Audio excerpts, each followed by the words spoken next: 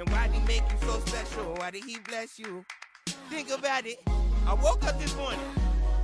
Got a smile when I say that shit. I woke up this morning. And we're live.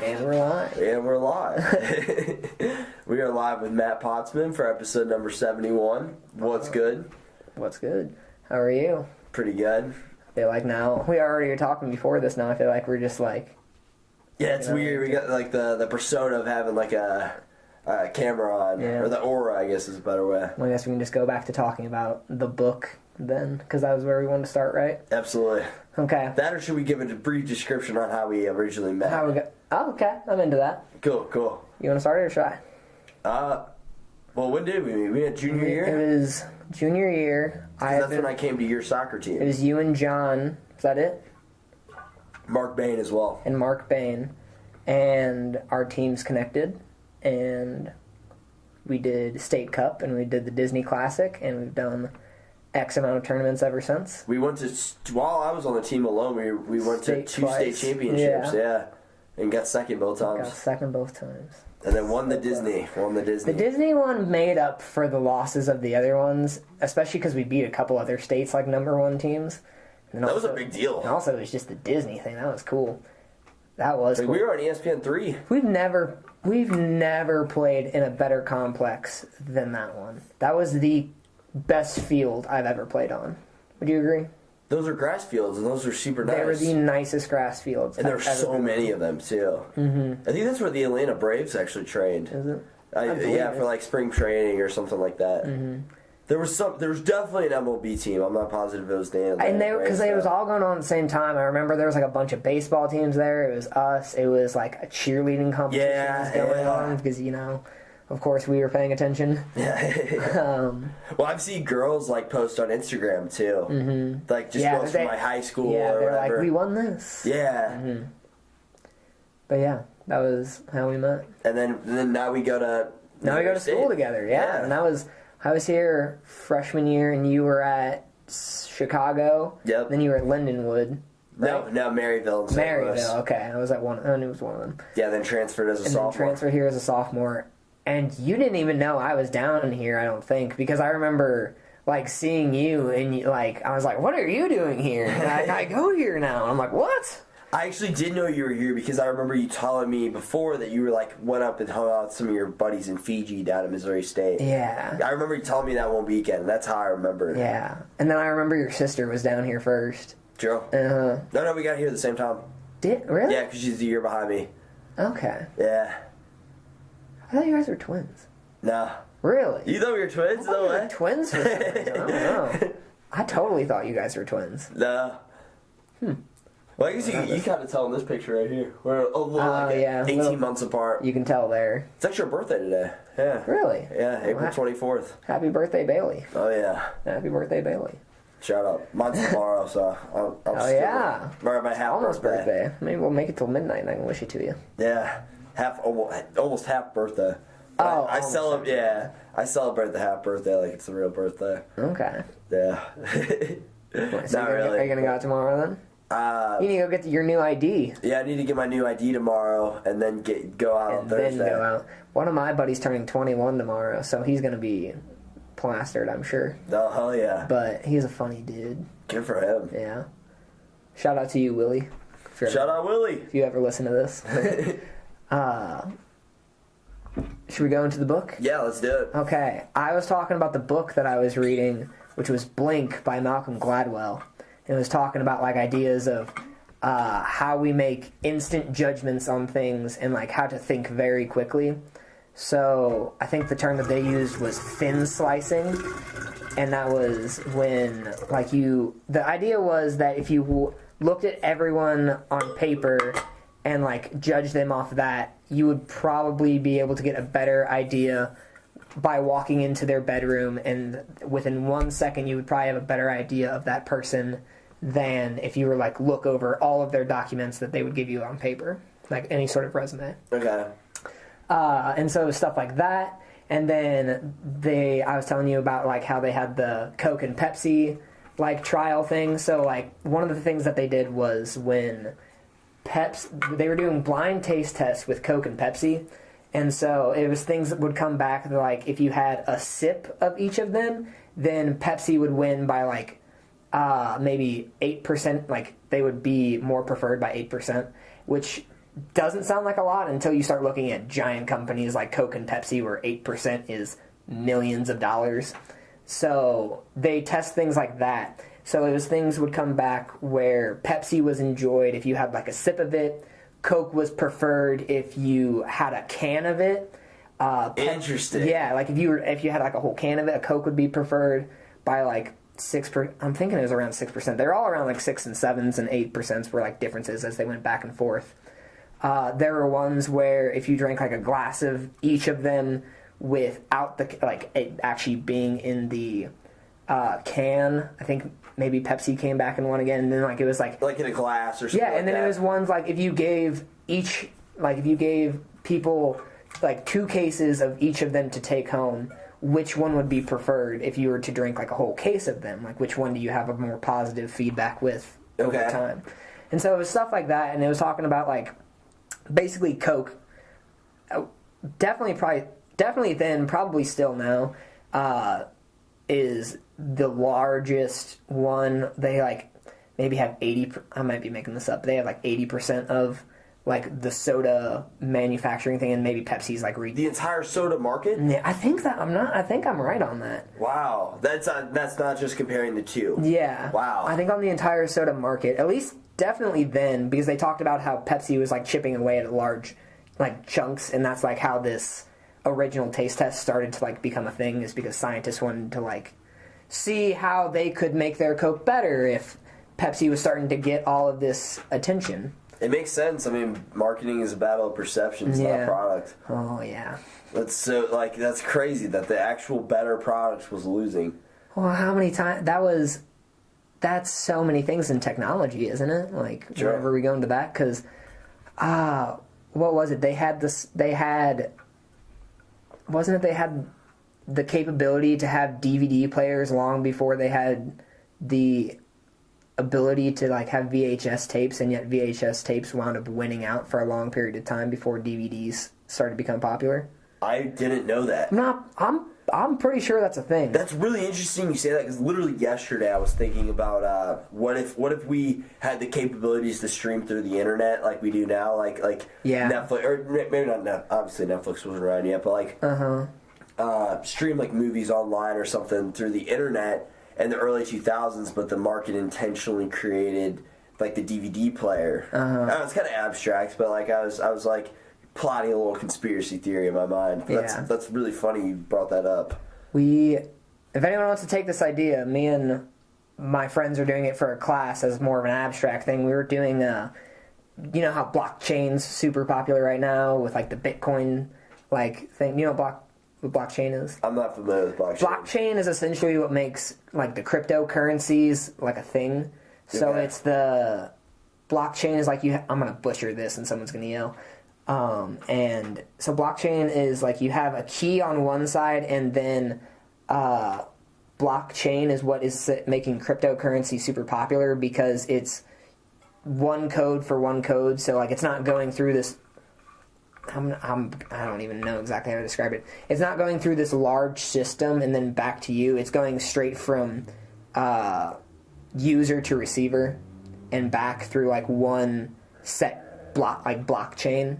Okay. And a blockchain is made out of like a ton of code, like coding that like software engineers would do. Okay. And you need like super powerful. Do you know like how to mine Bitcoin? I'm gonna go into this whole Bitcoin rant now. No, totally. And then so with Bitcoin, you mine Bitcoins by having like these super long algorithms that can only be generated by like super advanced not super advanced, but like you have to build I bet 4,000 minimum, probably way more than that. I don't know why I'm saying that. I bet it costs like $10,000 to make a computer that is fast enough to be able to make a Bitcoin, and I bet if that ran for about a year, you would maybe make 1 Bitcoin. Really? Yeah, but a Bitcoin, which is all subjective, I think they're really down in the market right now. But I remember at one point it was 33 million or 33,000. That's a big difference, but or 300,000 was how much like it cost to buy a Bitcoin at one point. So if you could make that much money off of mining one Bitcoin a year, that's still a pretty good chunk. So, I've never understood mining though. Like how do you just have your like. So it's completely an automated process. I think you have to learn how to set up a mining process, which also takes a lot of code and software and stuff like that. So you need to learn how to like put it in action. But I think once you kind of have, and I'm sure that takes a lot to do, but once you find a way to put it into action, I think it'll start doing it by itself. And it'll process it by itself. Okay. That was a huge tangent. Completely automated. Wow. Yeah. So it's virtually free money.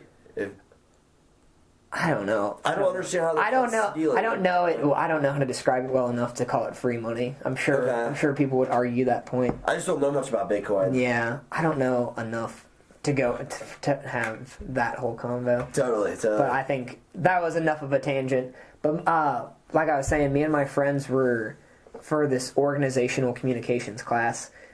We had to make like a pretend company and try and like pitch it to like $1 million company. It's like, imagine like I'm asking for like $1 million to start a startup company. To like an angel investor or something like that. Yeah, and like if I was doing it to like a big exec, like asking for a lot of money, and that's like essentially the like thing. So you're supposed to have like a really good idea. So we had the idea of doing Bitcoin for music, essentially. So instead of having to go through a marketing company, you could just do from producer to buyer through a strict thing, and then that way you don't have giant record labels like signing you on, taking 70% of your profits, and then pushing you out with like 30% left. It would be like you get 100% retention rate through our platform. Okay. Which would be essentially like how Bitcoin, you can buy Bitcoins. This way you just buy a blockchain music. Like you buy a blockchain song, essentially. Wow, that's interesting. It's weird. I shouldn't go any further into that because I think I'm making it up as I'm going on. Well, let's hop into the next topic. Yeah. Are you cool with that? Sure. Okay, so the next question: why do humans associate beauty with morality? We were talking about that one. I haven't given this much thought. I like this question a lot, though. I think it's called the halo effect. Is how it's called in communication. Okay. For anyone who doesn't know, I'm a comm major. Jordan's a comm minor. So we have a little bit of this like weird connection that we have from just our classes that we somewhat know what we're talking about. Probably a mutual understanding. Yeah. And so I know one of the theories is the halo effect is what it's called. It's like that's why beautiful people get perceived as more trustworthy, more honest, things like that, which I would kind of put under morality. Okay, yeah, absolutely. I don't know. What do you think on it? I would say the same thing. We just kind of deem them to be more ethically correct because they're appealing to look at. So, like, we justify in our own minds that they're not going to do anything wrong because they're beautiful. Is that like when you see the beautiful girl, like, you know, like how there's the difference between beautiful and hot? Absolutely. So Absolutely. That's totally a thing. And so I feel like with a lot of those beautiful, like if you see someone and you're like, oh, they're beautiful, you're like, they're probably more, like you're putting innocence with beautiful as where you're putting kind of like dangerous and sexy with hot. Yeah, good point. Good point. And so I think that's where a little bit of that morality comes into it, is we want to see certain people as just being, and I don't know, maybe little Susie who goes to church is the same one getting banged down like after it, but who knows? And you see Sarah with whatever else is going on here. Maybe she's a soap show, and she's like, I'm not touching anyone. True. So Susie's just better at portraying that persona of being the innocent kind, possibly. And so, well, do you listen to Jordan Peterson at all? I do. I was actually listening to a podcast with him and Jocko Willink today. I love the like 3-hour-long one that they did. I've listened to that. Really? Yeah. So far, it's a pretty good podcast. I went on a huge bender of his. Like, really? He is so fucking smart. He's real smart. So well read. What I was going to talk about that tied in with this conversation was he talked about how when you see facial structures, things that look more youthful is how we generally will put with innocence. And so things like big eyes, understandably so. What was it? Big eyes, like flush cheeks, small nose, things like that all make you, that's what makes you be perceived as beautiful as compared to more of a hot. So, and those are the characteristics. Small nose, big eyes. Are characteristics that we would associate with beauty. And just based off of how our brain connects to it. Is this the Western civilization paradigm that we've defined beauty as? Because, I mean, beauty's completely learned. Yeah. So is it, well, yeah, we're defining it amongst Western civilization. Amongst Western civilization. Okay, totally. Because, like, you can look at tribal people, and a lot of it is, if you see body, I learned about this today, actually. It was body scarring. Like, really? There's tribes that'll still body scar to today. What is body scarring? Like stabbing? Like, imagine, so the video that they showed us, it was like they had a stick, and they'd pull out like a little bit of your skin, and they would literally take a razor blade and just go like little like they would make like little holes all over you, and you would see like dots all up in, like, it depends on the tribe. Some had like a lot, some had smaller ones, but they would have like dots on their arms, their like face, like things all over from being scarred. And that was like, for the men, they had like specific scars that showed that you were a warrior and how many people you killed. They had scars that showed that you were old and like an elder, and that, like, I think in tribes, if you kill an elder, it's a much bigger deal than if you kill a warrior. Totally. So, because, like, what's the elder going to do?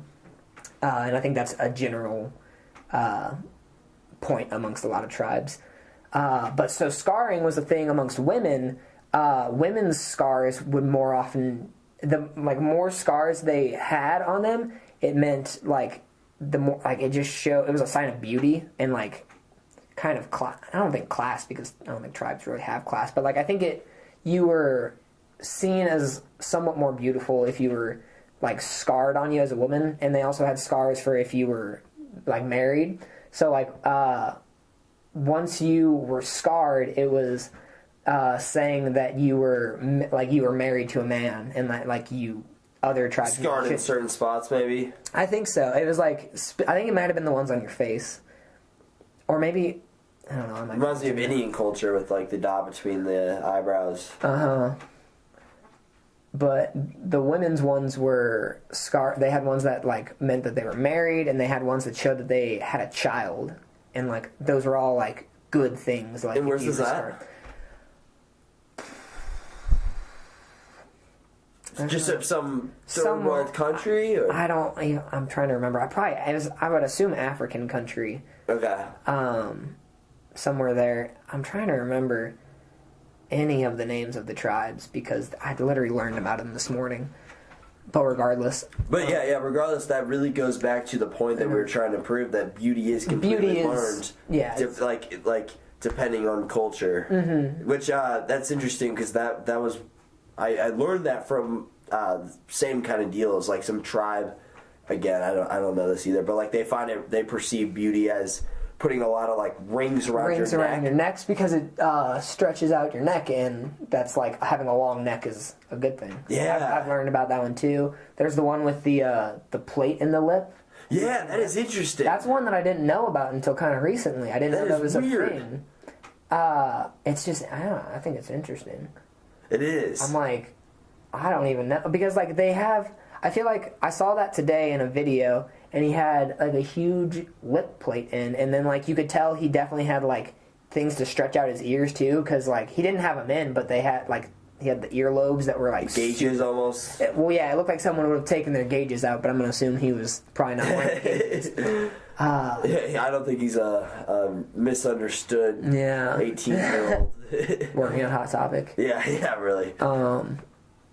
Yeah, those are interesting ones. I always love hearing some of those, like, cultural aspects of things that are super different from us. It just makes you question things from, like, a different perspective. You're like, wow, like, if this is learned, like, I thought this is how the world was. This is learned. Like, it makes you start to question, like, everything, like your own actions, your own thought patterns, like everything. Okay, I'm going to tie that into one of our other topics that we had in there, which was how language, what is it, how language affects reality, something like that. How does language affect our thinking? Affect our thinking.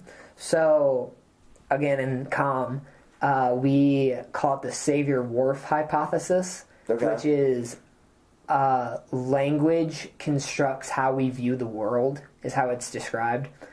And so the example that I think of, that I was told, is there's like a tribe of Eskimos. I don't know if tribe's the right word, but like there's a set group of Eskimos that they have different words for white, because they're always surrounded by snow, and they see like colors of white like as different forms. And so, like, wow, that's interesting. They have words for, like, a certain type of white snow that isn't, like... Just the nuance. That we don't get.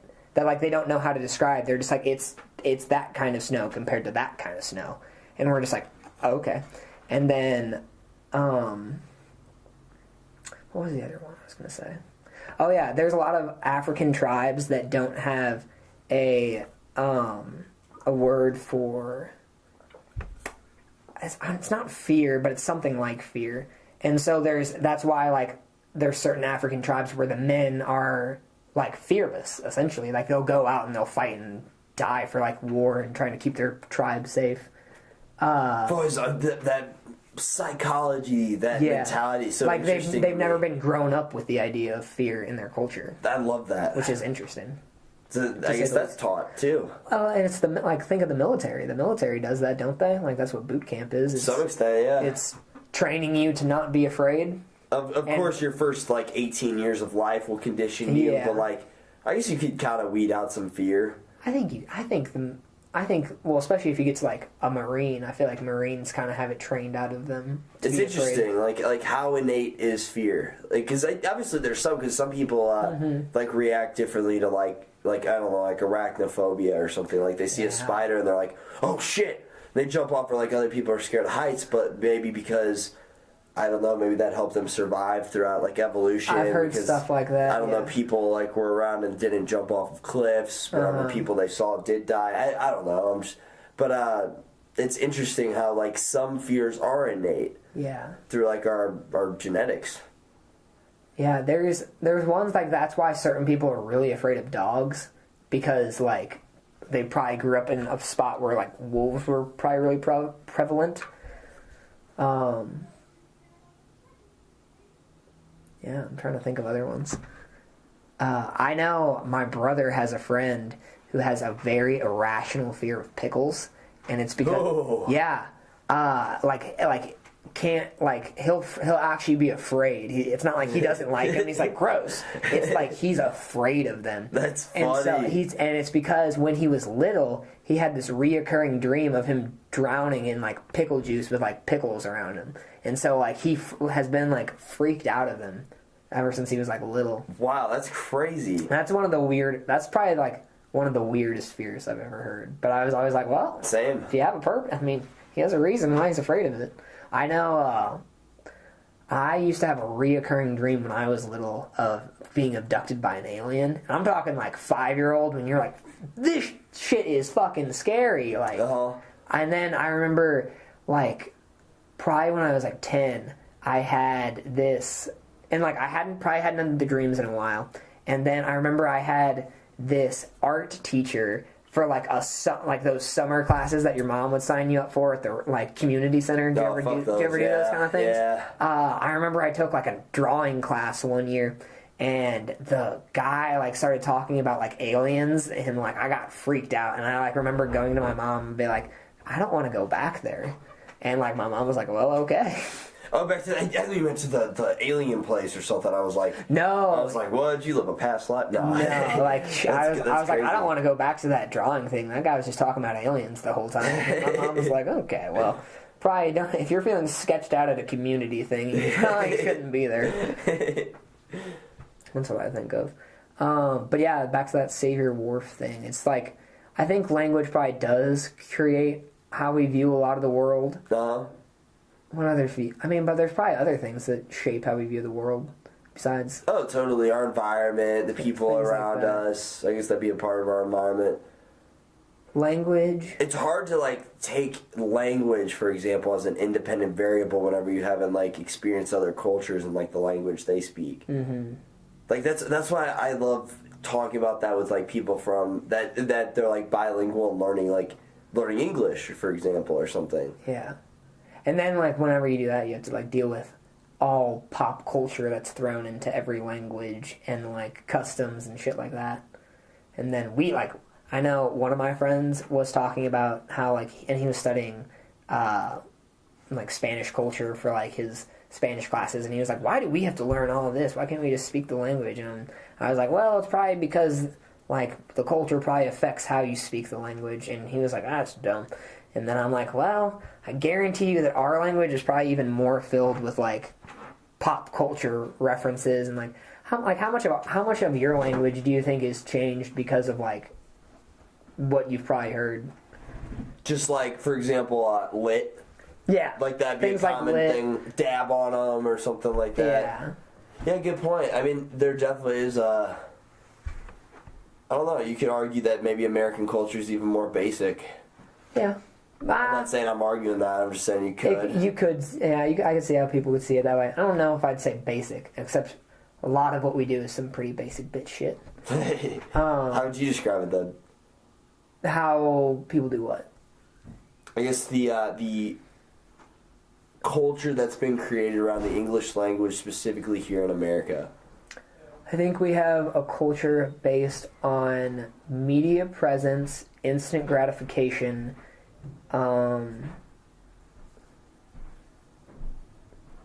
definitely those two. I'm thinking the instant gratification one is what comes into my mind, because how much of especially Western culture has been influenced by social media now that it's there. It's huge. And so like definitely how we communicate, how much of the world too. How much, like, think about how much people communicate, how much people's communication has changed probably within the last 10 years since Facebook's been out. Oh, it's crazy. There's no way that if like Facebook would have never been made, or like platforms like that, if that was never a conceived idea, there's no way that our language and our culture or anything like that would be anything the same. Because like I don't think then Vine would have ever came in, and how many cultural references to vines do you get? Every time I see it made a big shift on the culture. Every time I see an avocado, I go, oh, look, an avocado, thanks. I don't even know that vine. Really? No. There's a ton of them. I remember you did vines for forever. Yep. Yeah, there was always, I think, quick things like that. We looked for, because like we went from doing speeches, and then like later on that became TV, and then we made it into like YouTube videos, and then we made it down to Vine, which was 5 minutes of instant gratification. Yeah, it got quicker and quicker pace. Yeah. And so, I mean, obviously that's what technology is quicker and quicker pace, but then I think that's driving the world to move quick. Like really, absolutely. Really quick. Which is like you said, the way we communicate now, it's way quicker pace as well, undeniably so. Oh, yeah. Yeah. Yeah, it's definitely made an impact on our culture, and I guess I was wondering about that the other day as well. Like with Vine, I wonder if maybe it was like proven to shorten attention spans, and that was the reason that they got rid of it. Because I still have no idea why they got rid of it. Yeah. So I was kind of like try to. I think there's a lot of things that are probably like that are. I don't think we have a good enough idea as to how social media and things like this are affecting us. I don't think we're going to have any idea about it for another 40 years minimum. Good point. Like on how the effects of long-term social media use has never been a thing. Never. So we're the guinea pig generation. We're going to be the guinea pig generation to test it. And so I think that's going to be really interesting to see like where we go with it, because in the past 10 years it's changed our culture so much. So why at an elevated pace?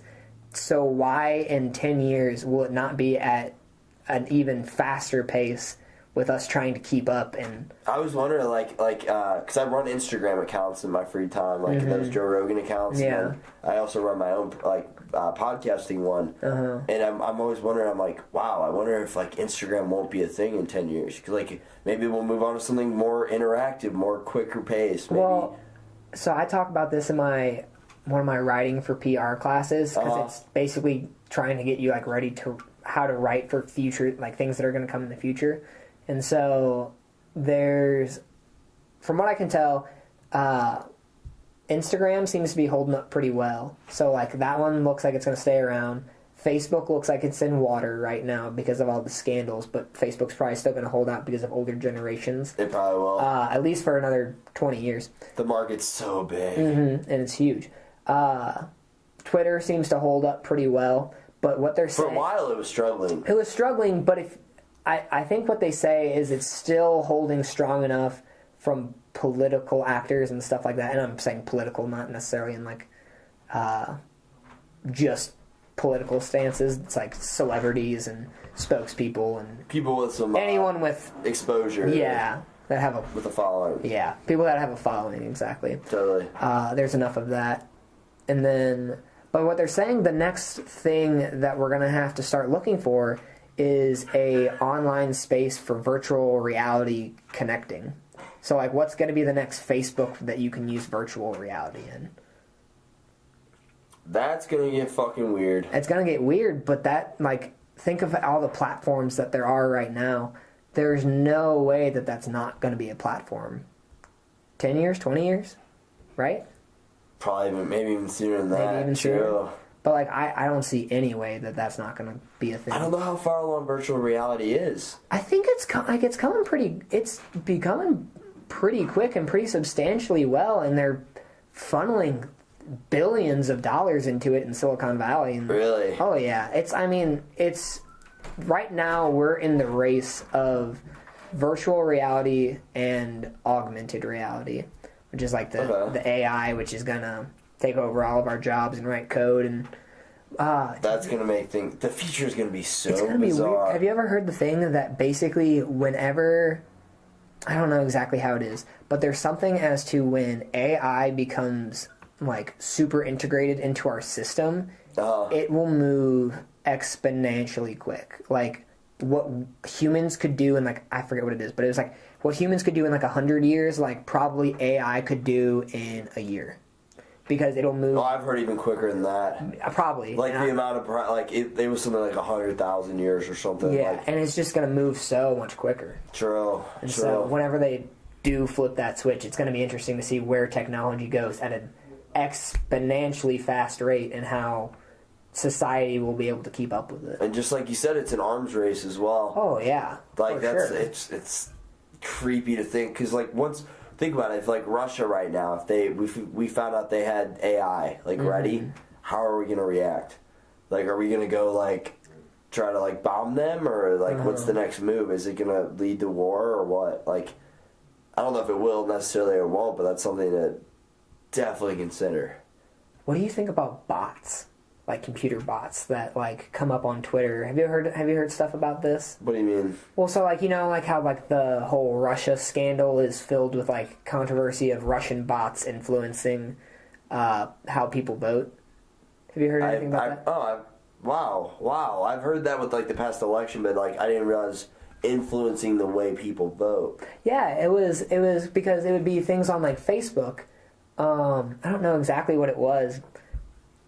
But there would be lots of different bots that would friend you, and you wouldn't know why, and then they would start pushing out content that might be like to either. I probably bet it happened on both sides.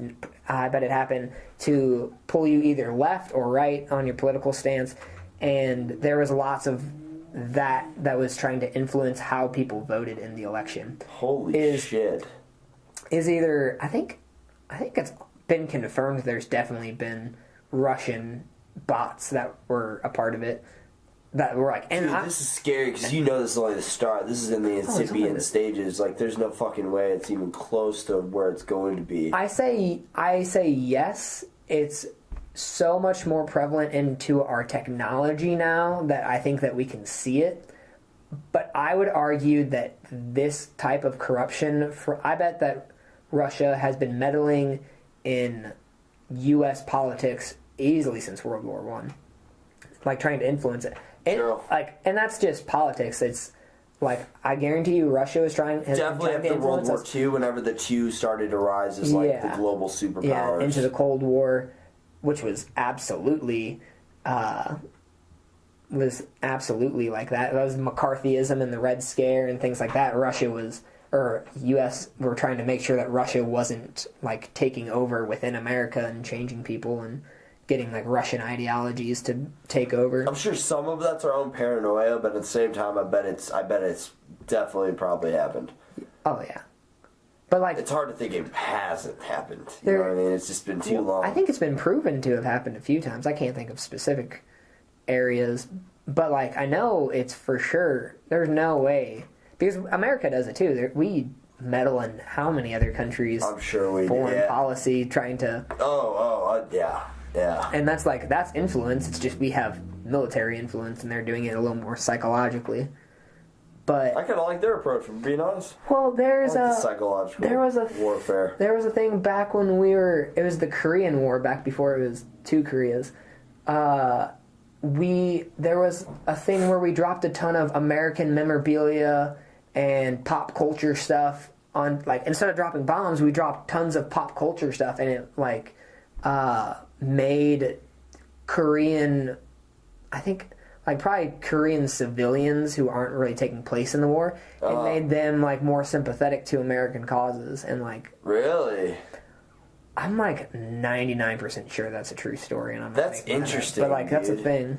Just it's like a war of like information, like being able to persuade. I call it the war of ideas. I call it the war of ideas. The war of ideas. Yeah. Wow. Stuff like that. That is interesting. That's really interesting. I've heard that we're doing something. I'm not 100%. I think it's us and some other country. It's irrelevant who, but. We're basically putting something on like North Korean shores because there's a required job in North Korea to pick up like stuff that runs up on the beach, and they'll pick this stuff up, and it's like giving them information about the real world. Interesting. To like North Korean civilians and whatnot.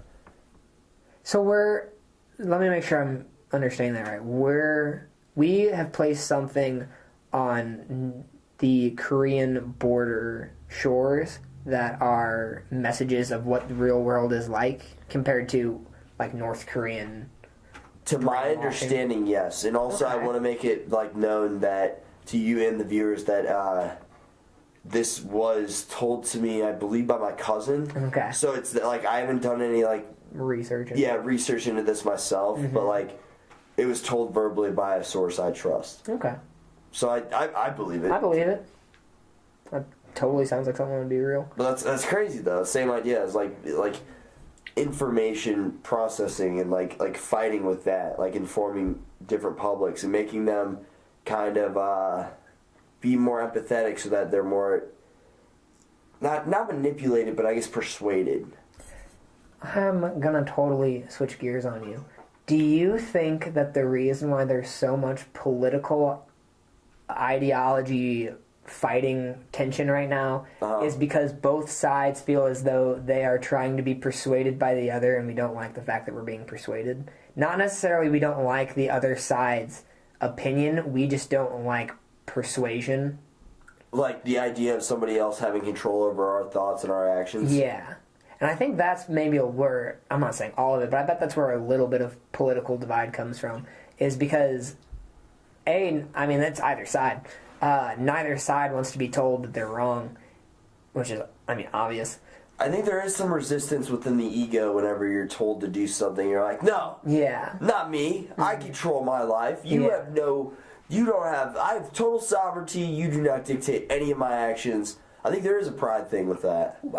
So with my major, basically since the Trump election, we were studying, I feel like the first half of my college was one thing, and then Trump got elected, being socio-political, so I had to learn a lot of political stuff and how communication stuff works, and there was a time where my political communication teacher basically told me last semester, they're like, yeah, we basically have to throw out the books onto like what's fair game nowadays. It's like Trump has basically broken the system.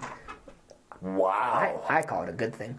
But I'm not saying I'm a Trump supporter at all. I'm just saying I think it's not a bad thing that the system's broken, and that we're actually pointing it out now. Well, sometimes it's good to just say fuck everything and restart, you know? Yeah, and I think... like, that's also coming from a creative standpoint. As a creative, I just know that can be advantageous. Obviously, it's going to be dangerous to try and implement.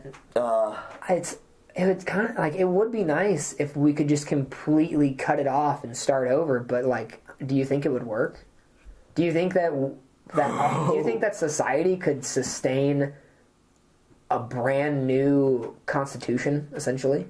I don't think it'll ever happen. I don't think it will either. We're talking just the abstract. Just the abstract idea. I'm not saying... I don't think it'll ever happen either, because I think everyone's too fickle. But let's say ideal, and maybe not ideal. What do you mean by fickle? Like unwilling to change? Yeah. Okay. And I think, and maybe they're right. Maybe we shouldn't change, but... Ooh. Wait, what was the question originally? Do you think that do you think society could handle having a new constitution? Society handle... So, imagine our constitution is what we base basically everything that we consider kind of morally, ethically correct. It's our ideas. It's almost our country's value system. Yeah, exactly. Okay. The mission statement of America. That's funny. Yeah. Yeah, good question. Good question. I don't know. I guess it's dependent on like the nuances and like the Constitution now in contrast to what it would be like. Yeah. But like, and how would we do it? Like, do we want to keep the parliamentary system? Do we want to keep how am I spacing on what it's called? The Electoral College.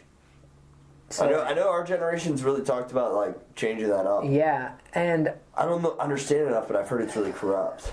Well, I don't know if you could say corrupt, because I also get why people say that it's a good thing, because over-representation in one area, so like if you go to the cities, this is, I think, a Republican kind of standpoint, is I think their idea is you can't just look at the city of Chicago, which would be the size of maybe two unpopulated states, and say that that's an accurate representation of the like. So yeah, that many people say that Hillary should be president, but should an area be able to dictate? Like, should the city of Chicago be able to dictate who should be president, or should the amount of people in America be able to dictate it?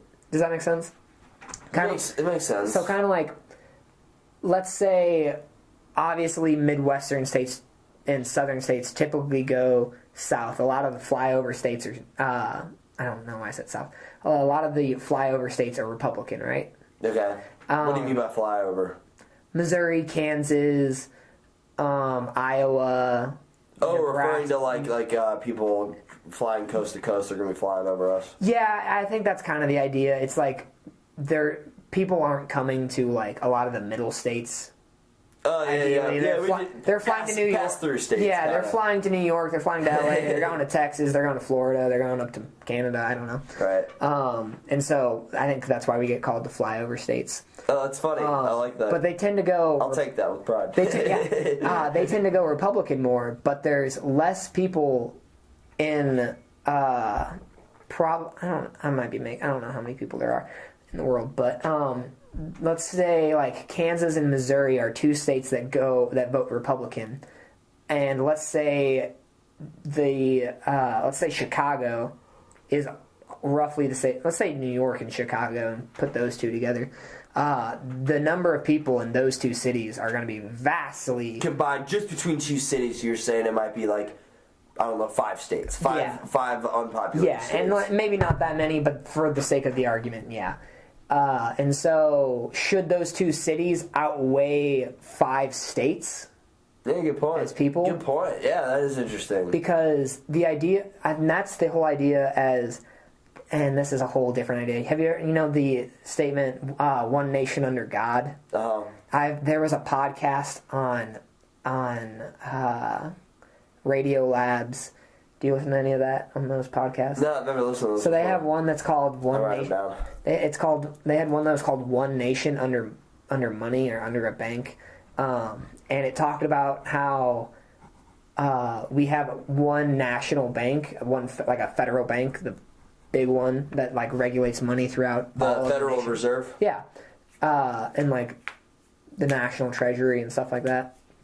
And so the idea was that whenever we first started that in Alexander Hamilton, for any of the Hamilton fans that are listening, his idea was that for the United States to work, you had to have the states regulating money to different people. So like when the North was in trouble, you would have Southern money help support Northern causes. Okay. And obviously that didn't work in the Civil War, but like pre and post Civil War, that was kind of the idea, was that the fact that you could exchange money, and also that the other issue was that different banks in different states all had different dollar bills, different currencies. They would look differently. There wasn't like a way to exchange it. And the idea was basically, if I lived here and my currency was like $10 and I was here, and then like I go to this town over here, then it's going to be like my $10 is going to be worth $5, and the further I get from where my currency originates, it's going to be worth less money. Okay. Because people aren't usually trading within these far distances. But the idea was if you had one central currency, people would trade throughout the nation. Right. And the nation would grow as a result of that. I don't know how that conversation started. No, that's extremely interesting. What was my point? I think it's kind of interesting. I forget what my original point was going to be. What I was tying that back to. I think this might have been a connecting piece, but Alexander Hamilton. I said Alexander Hamilton. That was just because he was the first. He was the one who set that up. The original question was Constitution, and if it was going to be switched. If it ever could be switched. I forget what my tangent was, so if you have anything you want to say, we can go with it. Oh, no, that's extremely interesting, though. Yeah. That's really interesting. That was just some of the stuff that I feel like I kind of look into this stuff, and I'm not super smart enough to know what I'm talking about, and so then I know what you mean. And so then I'm like, I can give you bits of information that kind of go into this big puzzle, but I can't put the puzzle together myself. Totally. That's what we're all trying to figure out. Yeah. Especially that's the big reason why I'm trying to figure out the puzzle of life. You know? Yeah. I think it's cool. I think the fact that you've done 71 of these is cool. Yeah. It's a lot. It's been a fair amount. I mean, granted, the first 10 were just me and my grandpa. But I guess at the same time, I'm learning a lot with him. He's a really deep guy too. Yeah. But I've always had those conversations regardless. I just decided to document them. It's cool. Definitely Joe Rogan inspired. Yeah, fair amount of it. Mm-hmm.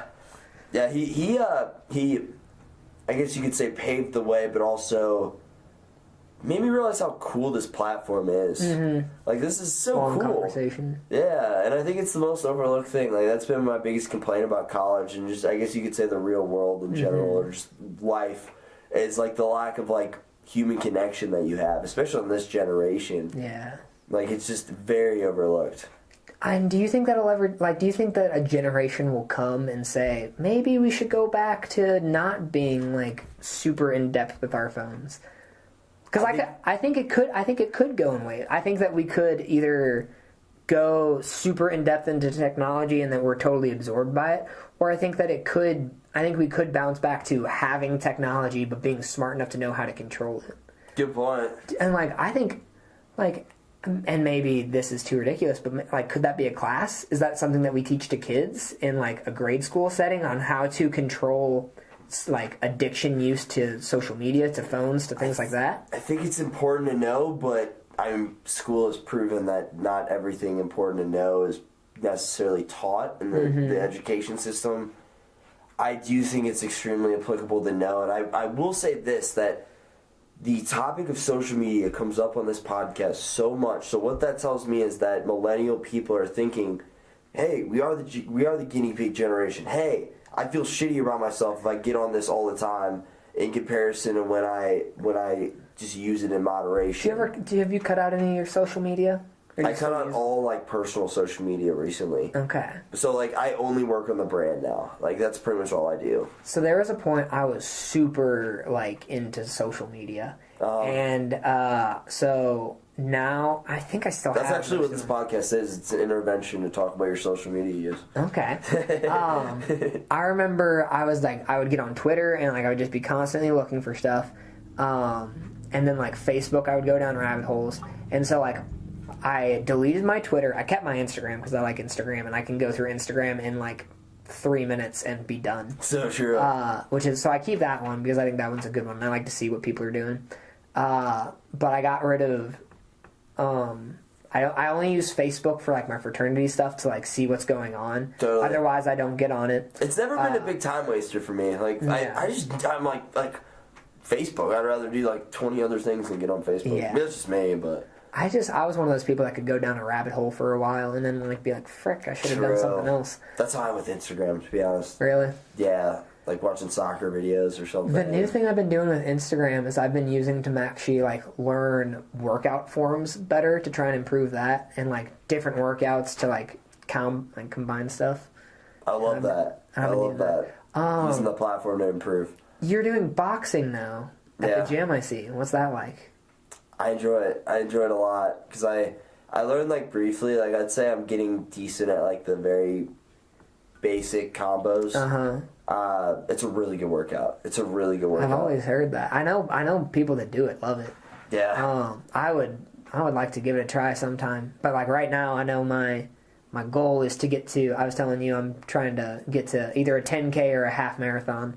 And so that's where my current endeavors lie as far as what happens when I go to the gym. That's why you saw me. That's why you see me running sometimes.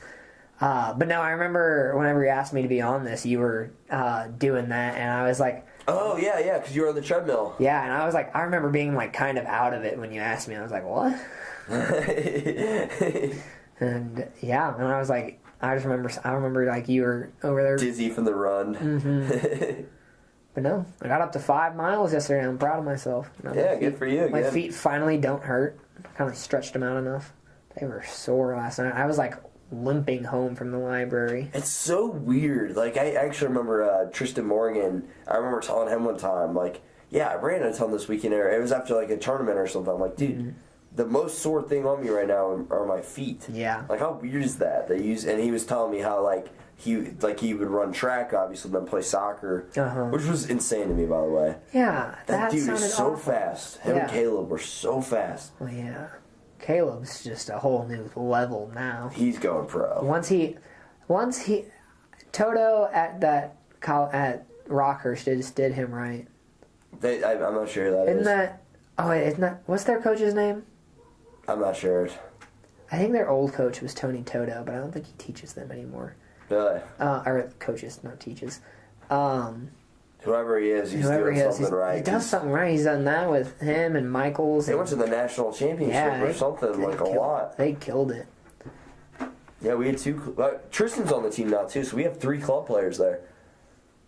KJ was second team All-American, I believe, as a sophomore. Then Logan did well, too. He was first team 1 year.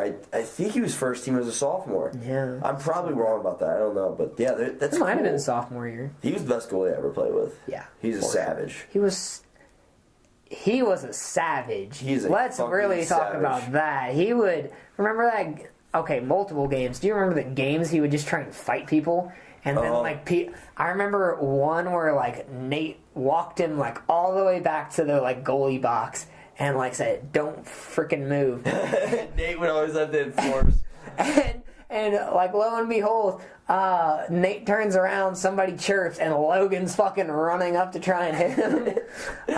Dude, he was always trying to fight. But off the field, he was such a quiet, chill dude. Yeah. I love how that duality can happen. Yeah, like within sports brings out a weird side of people.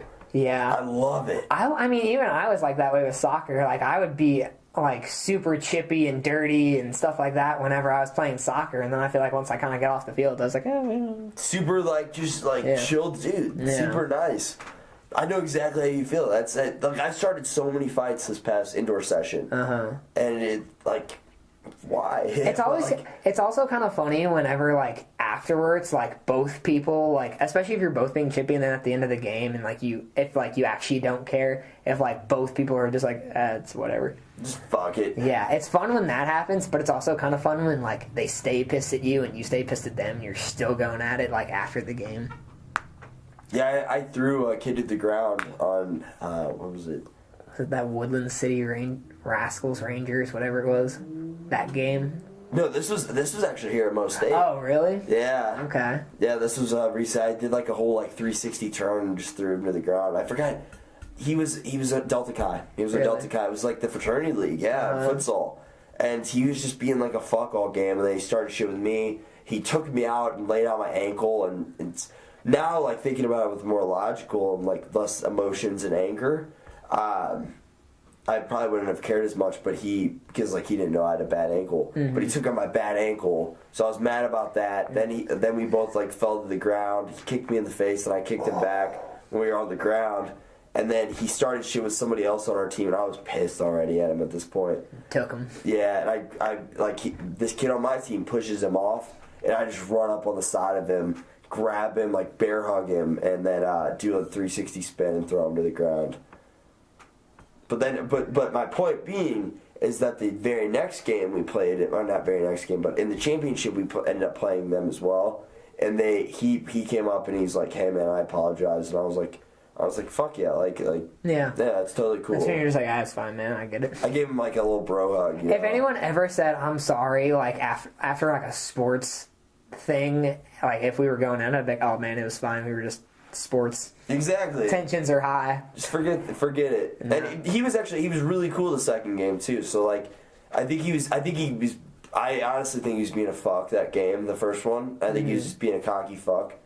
And once he like realized like, oh, I don't know. That's just my opinion. I'm also super biased because I threw him to the ground. But. Yeah. No, I feel you. There's another thing I want to talk with you about. So my sophomore summer, I think. Yeah. We're going to go with it. I worked for this wiring company. And so for the entire summer, I was getting paid to live out of a like trailer, not trailer, like a nice RV on like a campsite. Really? Yeah. So I was living on a campsite out of like a kind of nice RV. It was my boss's RV, and I worked with his son, who's one of my best friends, and then like 3 of our other friends. So it was me and my good friends that I was working with, and we were camping out like every day. We would get our food paid for, so we would make these like big campfire meals. So like we would like get a big slab of salmon, like put it down over like an open fire. That's awesome. And we would do stuff like that, and then like we would go hiking throughout like the night, and like we would go fishing because there was like a river literally like 20 feet from where I was like sleeping, and so we would go do stuff like that, and like sometimes in the morning I would go like just out by the river, like when you first wake up, it's like your way to like stretch and like get ready for the day. It's so relaxing. Bring some coffee with you. It was one of the best times. Like, how long was this? This was for about 3 months of sophomore summer. Dude, that's sick. Yeah. So pretty much your sophomore summer, but yeah. So like, the summer going into sophomore year, the summer going into junior year. Okay. And like it was a good job. Like it was the first job that I had where I loved my boss. I think I am going back to and working for him and hopefully moving up there. But he's literally one of those bosses that you're like happy to work for. Totally. And he's like cool. He's one of those. That's a great leader. Like he's the one who like Monday morning whenever like we all ship out for a project, he's the one who's like, you got this, you got to make sure you have everything. And he's the one like, and like he's the one who like he doesn't care if you give him shit, and like he'll throw it right back at you, and he does not care. Cool. One of the coolest bosses I've ever had. And he was one of those people that took care of you. So like we got paid well enough to eat well for like every meal. And then he gave us like company vehicles during the summer that we would drive, so we didn't have to take our own stuff. and he like gave us his RV to sleep in instead of like having, because like originally the option was we could stay in a hotel, and it probably wouldn't be that fun, or we could stay on these campsites in like his trailer. And since it was like me and 4 of my friends, obviously we're gonna do that. And it was literally one of the... I didn't realize you had friends with you. This is sick. Yeah, this sounds like the ideal summer. It was so much fun. And you're making money. And I was making like decent money off of it too. And I remember at the end of that summer, my boss even like, he had a grill at the warehouse that he had like never, I think he used once. And he goes, "Hey, I'm trying to clear space out. You want it?" And I was like, "Sure." And it was like right before I came back down to like college. No way. So I got like a free grill like when I moved into my new house. And it was Dude, just, that's like, dope. He's just one of those cool bosses. Sounds like a good guy. But I wanted to tell you about the living in the camper thing for like the 3 months, because that was literally one of the most fun times I've had. I would love to live like that for a period of my 20s. Yeah. Like, just being able to, like, especially be out in nature and stuff like that. And, like, it would be like you get back from work and you're in the most beautiful place ever, and you're, like, starting the campfire, you're starting to make, like, a somewhat big meal, because we'd make all of our meals and stuff, like, because, like, they would pay us to go get, like, I think we got $15 for dinner. So, like, we would get paid to go get, like, a $15 dinner, and then, like, 4 people would put that together, and we would have, like, a $60 banquet, like... That's a nice dinner. Yeah. And so we would have, like, one good... Every night? Like, every night we would come... And that was what we did. We would come back, and, like, we would crack open a few beers, and then we would start, like, making dinner, and it was just perfect. Dude, that's awesome. Mm-hmm. That's super cool. I love the simplicity of that life. Like, it was, and like that was the other thing I loved about it. Just indulged in beauty, Nash. Couldn't get cell phone service on the site. That's cool. It was the best. That's awesome. It was the best. I loved it. Really? Because I had to tune out, and so I'm not gonna say I had no technology, because we still like watch TV, but we would like throw on it. That was when I was watching Game of Thrones, and so I was like I was binging those throughout the summer. But like there were other times I would just like we would go fishing. We threw like bags and did washers outside. We were cooking, and then like a lot of times I would like I read like 2 or 3 books that summer. That's funny you said that at that moment too, because I was thinking, I'm like, I definitely want to add some reading on that. Yeah, absolutely. That's awesome. And so and we would go hiking and do stuff like that. I have never. It was so much fun. There was one place specifically. We had a job that like lasted like 3 months that summer. So we were in one spot for like 3 months, and then I think we went to like 2 other places that same summer. And at one point we were at the Lake of the Ozarks, and I kind of forget where we were at the other time. But they were fun. That's cool. I remember living on those campsites was one of the most fun times. I appreciate that too, because I was thinking about doing this like camp where I'd basically be a mentor for like kids like every week, like a camp counselor. Yeah. And I was thinking about doing that this summer, because there was like paintballing. What else was there? Like exploring caves. I think there were like a myriad of sports. What was it? Parasailing. That's what it was. Have you ever done parasailing? And shooting rifles and whatnot. No. I've done. See, so stuff like I'm gonna cut you off a little bit. Okay. Stuff like that, like shooting rifles. I had never shot a gun until about a year ago, and so I've been trying to put as many new experiences in my life as possible. That's literally how I live my life. I know you're like that too, and I love that. That's one of my favorite things about you. But that's something I'm totally trying to do in my life, like right now. So I'm doing New Orleans this weekend, like I told you. Hell yeah. I'm going to Boston the first week of June. Have you ever been? Never been. I've never been to the East Coast. That's awesome. My sister just got a job there. That's dope. And so she's a travel nurse. So she's actually going to be going to a couple different places. That's dope. Like over her next couple years. And so my goal is for her to keep going to cool places, and for me to keep coming to visit, have a free place to stay. But no, I've never gone. Actually, I've been to Washington D.C., so I've been a little bit West Coast, but nothing. Or not West Coast, East Coast. But I'm excited to go back because I've never done that, and this will be like the first time I can kind of be a little more free-formed on what I do. Totally. I'm excited. Oh, dude, that'd be cool. Yeah, and so I've done stuff like that. I think traveling's so important for those life experiences, like you were saying. I think hobbies, traveling, whatever it may be. I think this New Orleans trip is going to be fun because it's me, my girlfriend, and then like at least 5 of my like best friends are going to be with me. Oh, that's what's up. Amongst like a few other like people that we know. It's our fraternity formal is the reason why we're going down there. That'd be cool. And I'm excited for that. The rifle thing, you knew me when I was in high school.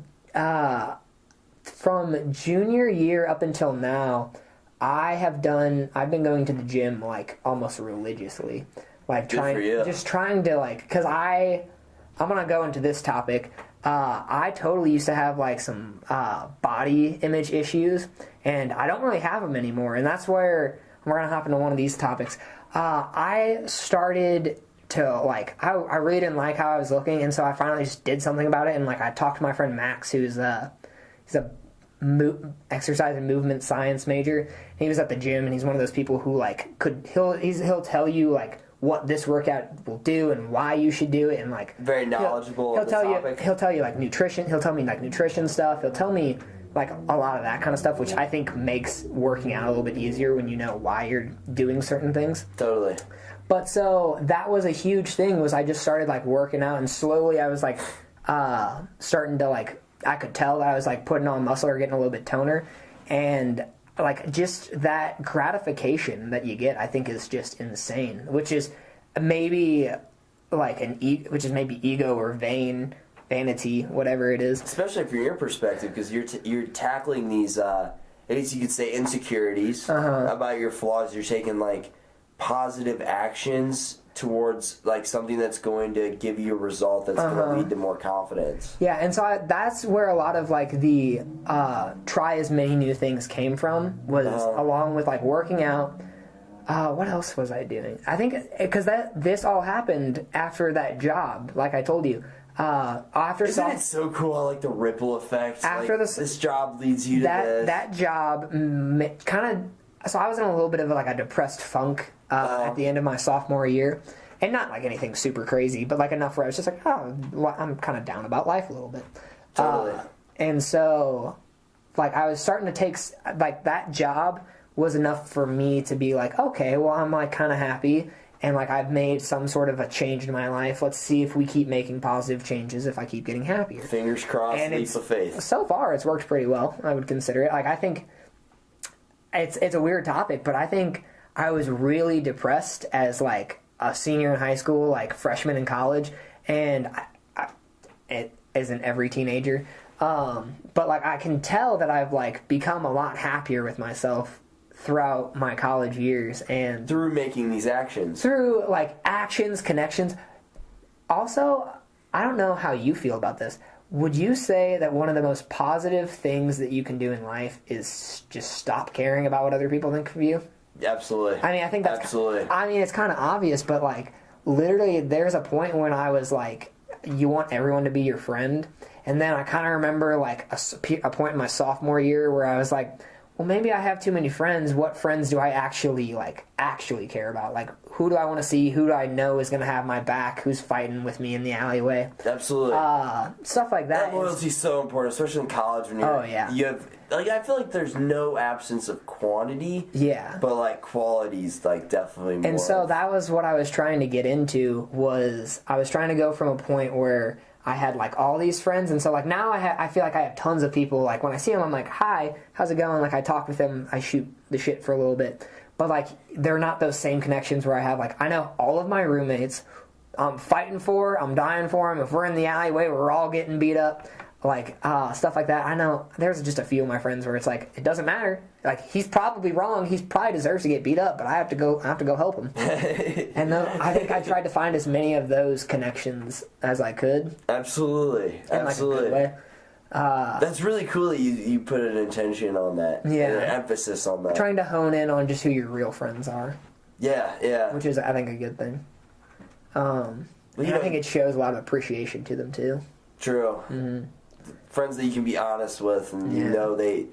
I think it's really important to know that your friends have your best interest at hand as well. Like surrounding your people with like that.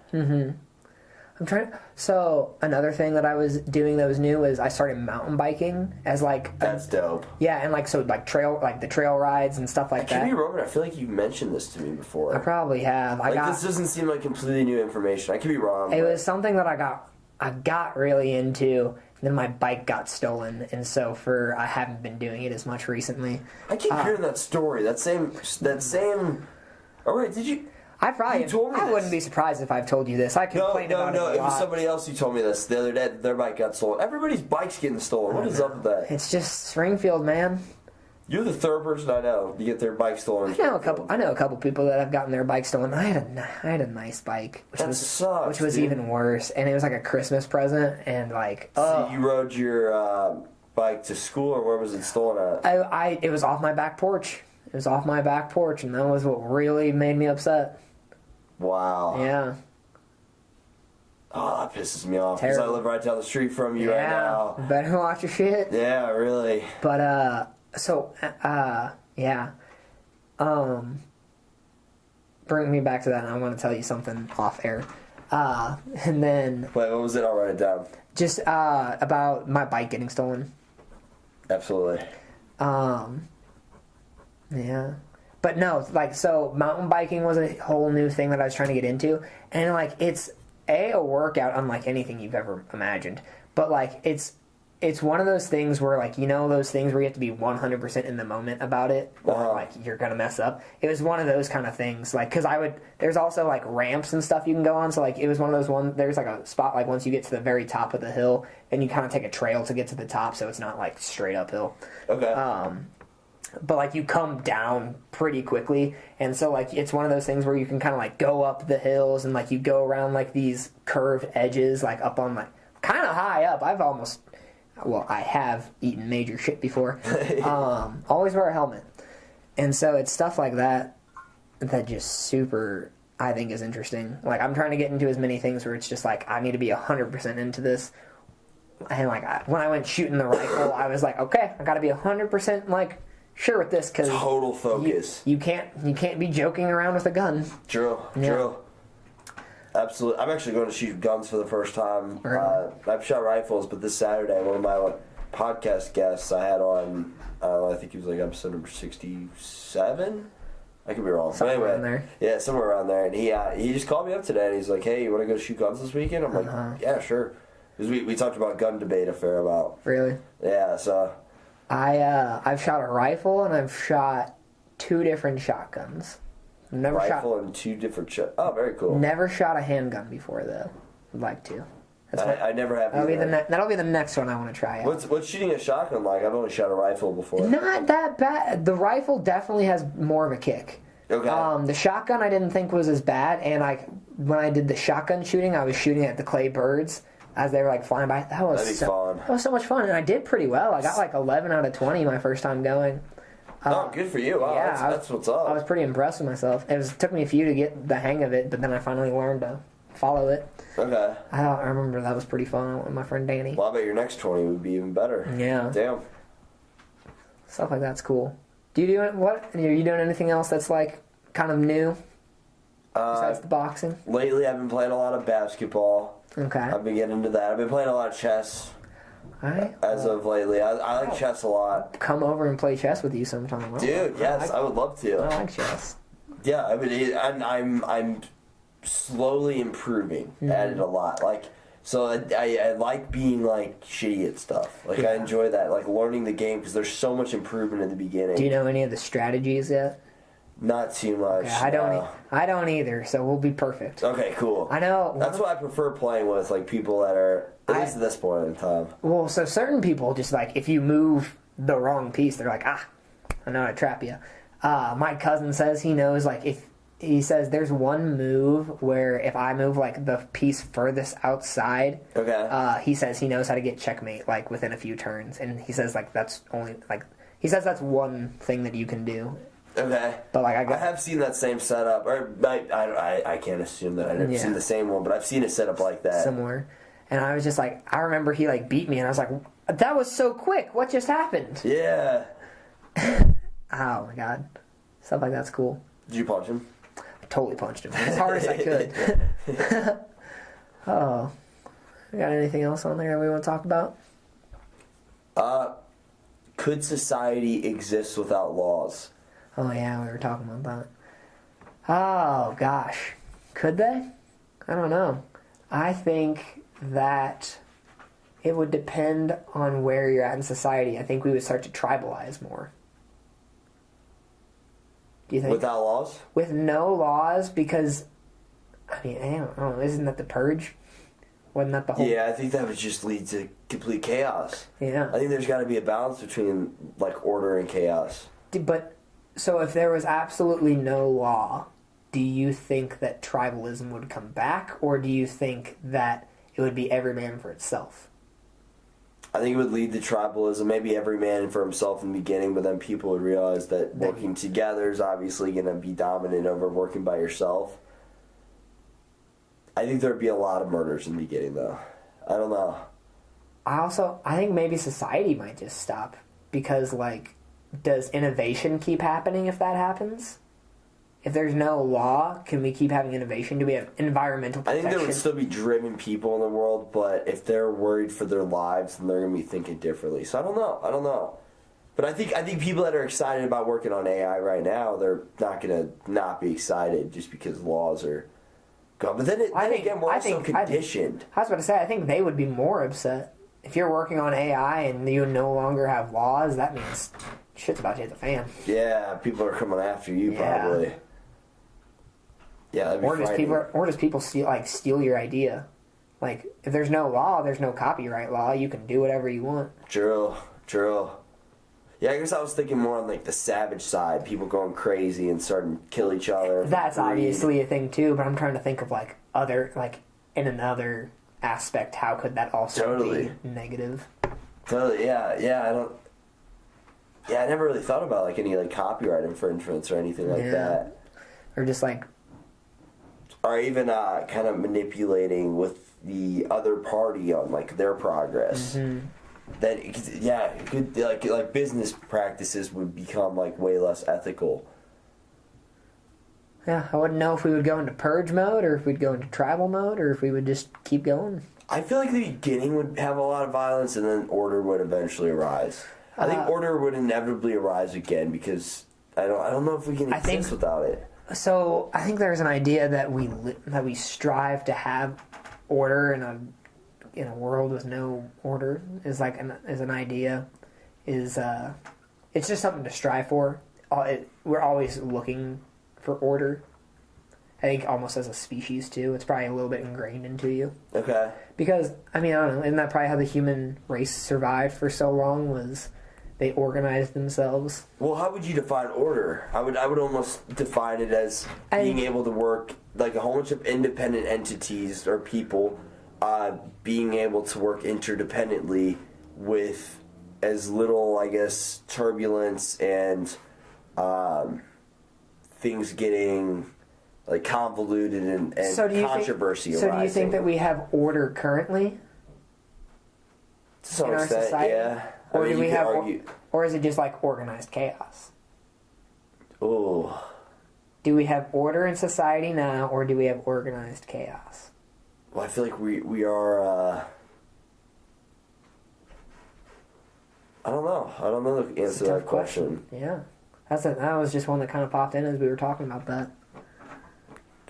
I guess I would define. I don't think you can define chaos as something like even just a thought, like something being, like, chaotic mentally. Like I'm sure there have been a lot of people, like,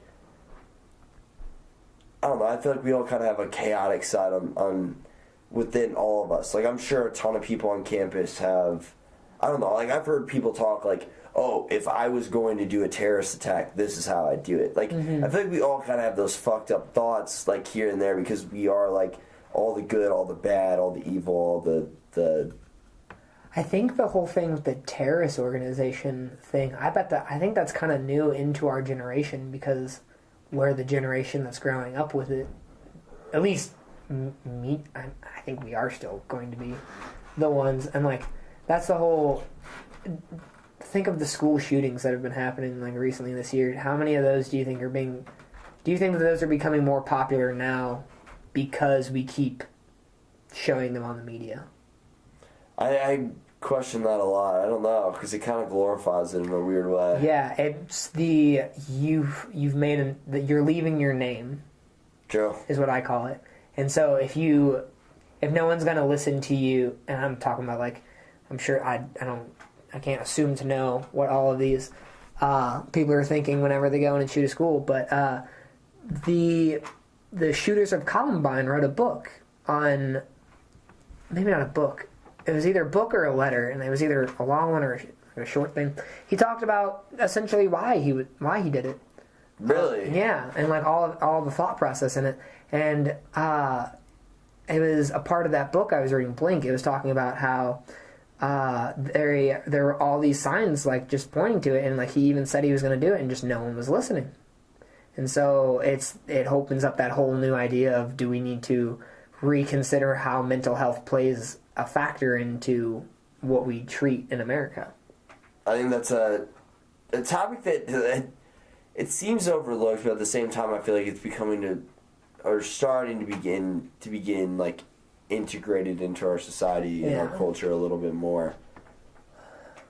I think it's been overlooked in the past, though, but I think we're doing a good job of starting to bring that to attention, because I didn't understand. I think it's just because there's been so many of them. Mental health is interesting. Has it bothered you? Yeah, I'm such a neat freak. Yeah, mental health is an interesting topic, especially like on the topic of like serial killers, because they have like no emotions. They're incapable of expressing emotions, right? Not with serial killers, with psychopaths specifically, is what you're thinking of. Okay. Because I think there is a difference between what it takes to be a serial killer. I don't think all serial killers are psychopaths. But you could be classified as both. I think you could be classified as both, yeah, really easily. Okay. But I think that I think in a lot of these, I think with some of these shooting cases, I don't think that they're necessarily psychopaths. I think they're sad, depressed, lonely. I think they're lonely. I think that they're lonely people that no one's listening to. So they seek revenge on the world? I don't even think it's... I don't even necessarily... I mean, yeah, I think a lot of it... Some of it is probably revenge. But I think some of it's just like loneliness, and it's no one's listening to my voice. I will leave my name in the world somehow. And I'll leave what I have to say, maybe. Yeah. Okay. And then that is how I will be heard. That's a plausible explanation, because, I mean, like, what's the alternative? I'm a nobody? Yeah. At least in their mind, maybe that's how they define themselves. Yeah. I think that's... I'm a nobody who ever did anything, or I could be a dead somebody who is never forgotten. Yeah. And I think... It's immortality, man. And I think that a lot of that does come down to self-image. And that's another reason why having positive self-image is such an important thing. I think so, too, yeah. So do you think loneliness negatively impacts your self-image? Yeah. Yeah, oh yeah. Because that's we know that you need to have human touch as a human species to survive. That's like an actual thing. At like infancy, right? At infancy, if it was an actual thing. I think it was a proven thing, where if you don't have enough touch, like as a child, you'll actually, like, your heart gives out or something like that. Like you actually... Yeah, I was watching this in one of my classes lately. I think it was actually nonverbal. It might have been. But yeah, it's something along those lines. And then they showed some kids that had a very lack of human touch at like 5 years old, and they look like they look mentally delayed. Yeah. It was kind of sad, because you knew like environment had so much to do with like their current circumstances and mental state. And, like, I feel like, maybe not, but, like, that's definitely where a lot of that comes from, is if you have no good view of yourself in the world. Like, isn't how we view ourselves in the world based on how we view other people in the world, too? I would say so. So, if I perceive myself as no one else in the world is talking to me, that means there's an issue with me. Uh-huh. And so I think a lot of that gets ingrained into people who feel lonely, right? Explain that one more time. So we're constantly comparing ourselves to other people, right? Uh-huh. And so part of the reason why I may start to feel like super lonely is if I notice that all of the world is able to interact with each other like very normally, and I feel either anxiety or stress or some sort of negative emotion whenever I try and like communicate with the world. And like for some people, it's they can't even what's the word I'm looking for? They have no concept of their emotions whenever they're talking. And so whenever they are having a conversation with someone, how they perceive their speech is normal. I think another person, like, even though they're consciously believing what they're saying is normal, other people are still hearing it as, like, this kind of, like, very, like, maybe sometimes in your face, maybe sometimes just, like, an awkwardly off here, like, kind of having a conversation down here. So they are unable to detect the variations between these, like, the paralinguistics of the tone? And yes. And so I'm talking about, like, the people who are speaking, who are awkward. Okay. Essentially. They may not know that they're being awkward. Wow, that's interesting. That is interesting. Are these also the psychopaths, or? No, I don't think so, because there's a difference between a psychopath and a sociopath. Oh wow, I didn't know that. Yeah, you could look that up real quick. Those are synonymous for some reason. No, you can look that up real quick. There are two different definitions, because a psychopath, I believe, has no remorse for emotion, and I think a sociopath does have remorse for emotion. I would just look up, like, difference between sociopath and psychopath. Sociopaths are often called psychopaths and vice versa, but there are differences between a psychopath and a sociopath. And while sociopaths and psychopaths do share some traits, sociopath is generally considered less severe than psychopath. So I think it's because sociopaths won't necessarily follow through on a thought because they still have emotion attached to them, and I think psychopaths just don't feel emotion. Or remorse, something like that. Oh, wow. So they argue with psychopaths that the origin of the illness is more innate in comparison to sociopaths where it's environment. I could believe that. And upbringing. Wow. I could believe that. Well, I love being able to break things down, like is this learned? Is this innate? Mm-hmm. Like how I like just the whole nature versus nurture. I love applying that to so many like personality traits or whatever it is. Psychoanalyzing yourself and other people is just it's an interesting process. And there was do you have to take small group for the minor? No, I do not. So in that class we talked about personality types, and so there's like 4 that they kind of broke them down into, and it was like the blue group was people who are like emotion based. They're better at like understanding people's emotions on like a deeper level. Okay. There's golds, which like stress over organization, and so an organized life. Are these like personality types? Or? Yeah, and so there was ways that you can like differentiate within these different types. It was one of the coolest things I ever learned, and like once I learned it, I saw it everywhere. It was like, and so golds were these very organized types, and they have like all this different stuff attached to them. Then there were oranges, which were impulse-driven people. So those were the people that like they got an idea and they did it, like immediately. And then there's the greens, who are like considered.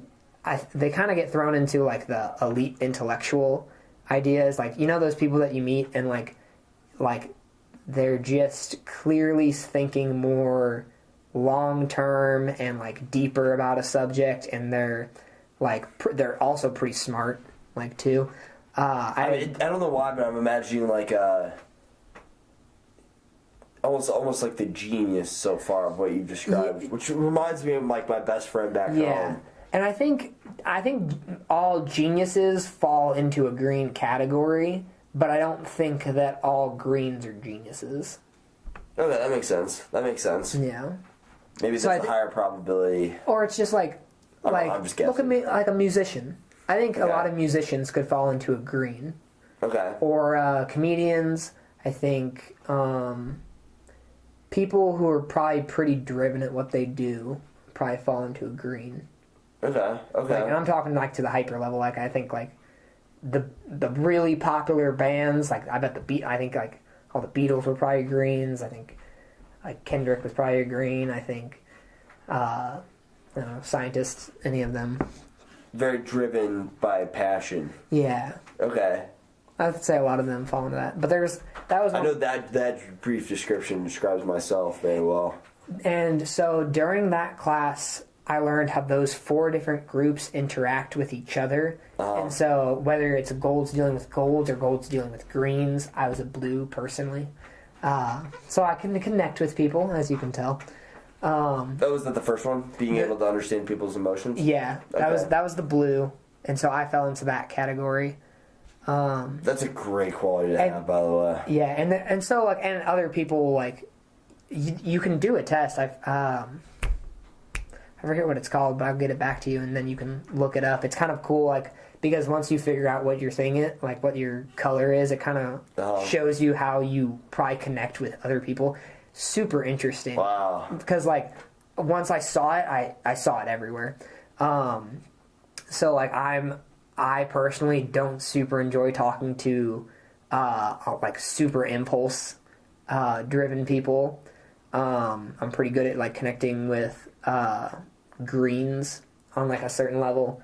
I am not organized, which is actually like kind of a characteristic of blue in itself, is that like usually if you're pretty good at connecting with people on a like deeper level, then you're also probably not super organized. Okay, so... Which I think is kind of interesting. Like, and that's like, they actually have like proven cases of like that being a thing. So does that mean you're more likely to attract people that are more organized because like the whole idea of like opposites attracting? There's a lot of that kind of stuff, but there's also things about how like maybe like opposites attracting. Because I would say my girlfriend is definitely a super organized person.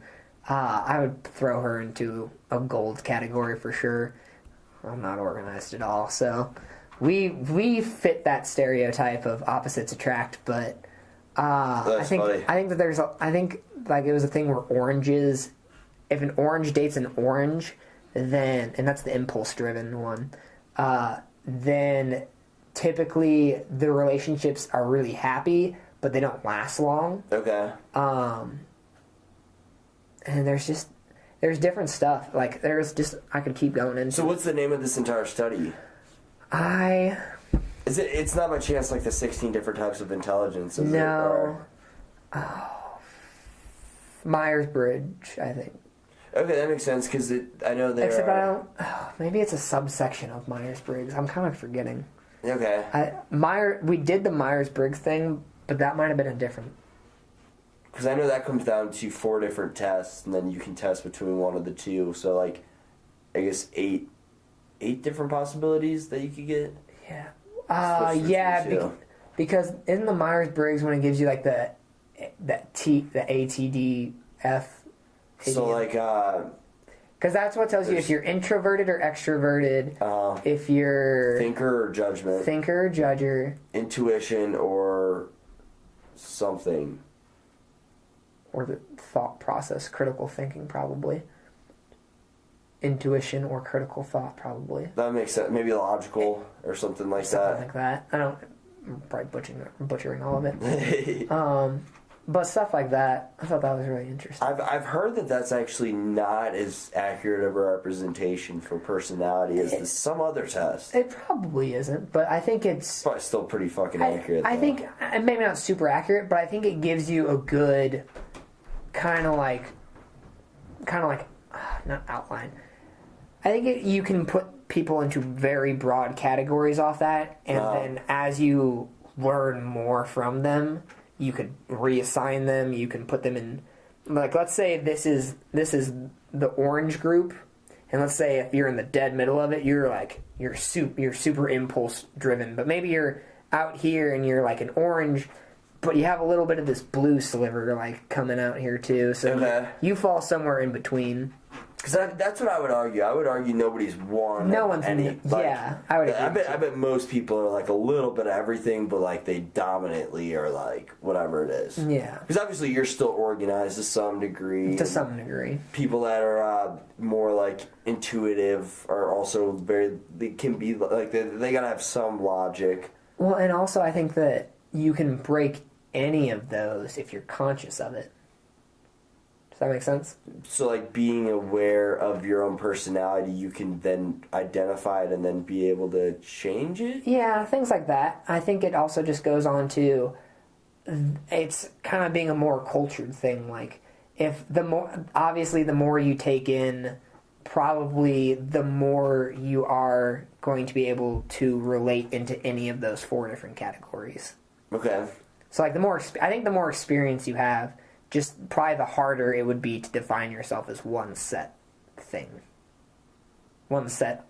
Sorry, say that one more time. I think with the more experiences that you have and the more, like, education and the more that you take in as a person, I think it would be hard to put yourself into one personality type. I think you have to be like, I fall into these different True, because then, like, whenever you decide to start taking up, like, fishing, for example, then you're forced to...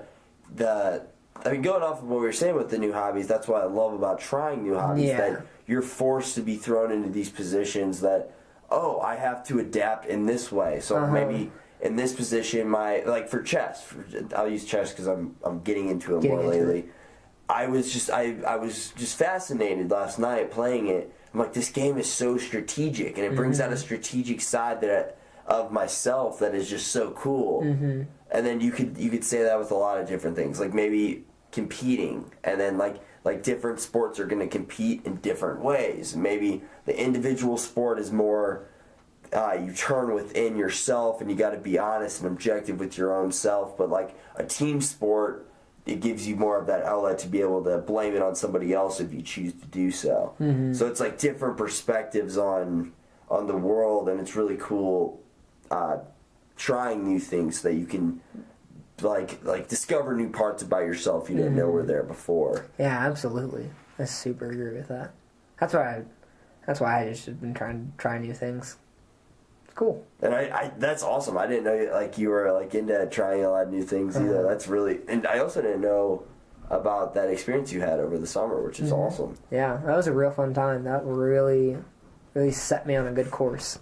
I love like being able to identify that about people and like about myself as well, but why am I, maybe you became more curious after that and that led you to try new things. Like it's cool how this boss of yours and also this experience like had such an impact on your personality and like who you are today. Yeah, it sounds like who you are today was very impacted by that experience. Definitely was. Because it was also, like, it was the first job that I was doing that I felt good about doing. Okay. And so it's just, I don't know about you, I get, like, no gratification from doing either well or bad on a test in school. Like, not really. I don't care. I really don't. I don't really care neither. And so I've honestly just been trying to get through college. Same. It's just about that end result. Yeah. And so I have friends that are like, they freak out my girlfriend freaks out if she doesn't have a 4.0. And I'm just like, wow. Well, I got my homework done.